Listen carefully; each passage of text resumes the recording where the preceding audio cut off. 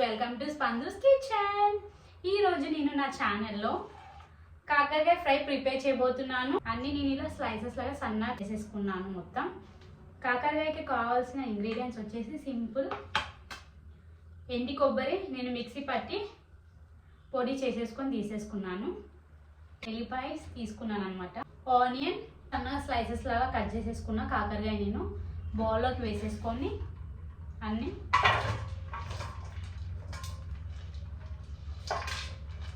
కాకరకాయ అంటేనే చేదు కదా. ఇప్పుడు మనం లేకుండా ఫస్ట్ అయితే మనం ఇందులో హాఫ్ స్పూన్ పసుపు, హాఫ్ స్పూన్ సాల్ట్ వేసేసుకొని బాగా మిక్స్ చేసేసుకుందాము. మిక్స్ చేసేసుకొని రసం వస్తుంది కదా, రసం తీసేసుకొని ఫ్రై చేసి వచ్చే జ్యూస్ మనం తీసేసుకుందాము. వాటర్ అని తీసుకున్నాను. ఓకేనా ఫ్రెండ్స్, ఇప్పుడు కాకరకాయ అన్ని నేను యాడ్ చేసేసుకొని ఫ్రై చేసేసుకుంటాను.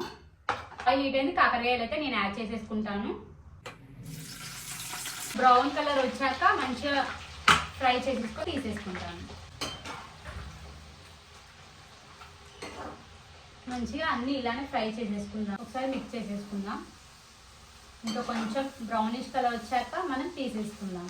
బ్రౌన్ కలర్ వచ్చేసింది కదా, మనం తీసేసుకుందాం ప్లేట్లోకి.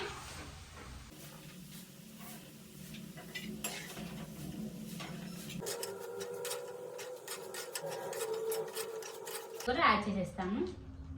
కలిపేసేసుకుందాం ఒకసారి.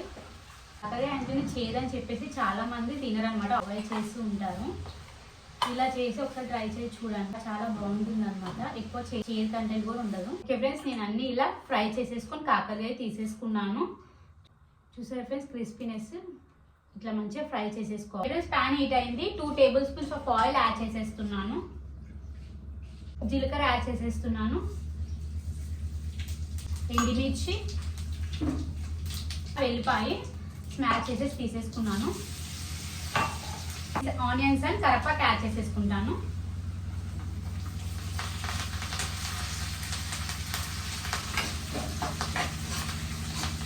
అలా వేసాను కాబట్టి ఇప్పుడు కొంచెం వేసుకుంటున్నాను పసుపు. కొంచెం బ్రౌనిష్ కలర్ వచ్చేసింది. ఇప్పుడు 1.5 స్పూన్ కారం యాడ్ చేసేస్తున్నాను.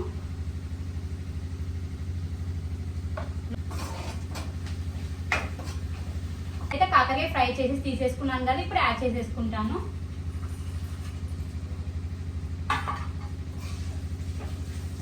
Half spoon salt. మంచిగా ఫ్రై అయ్యింది. కాకరకాయ ఫ్రై రెడీ అయిపోయింది. స్టవ్ ఆఫ్ చేసేసుకుందాం.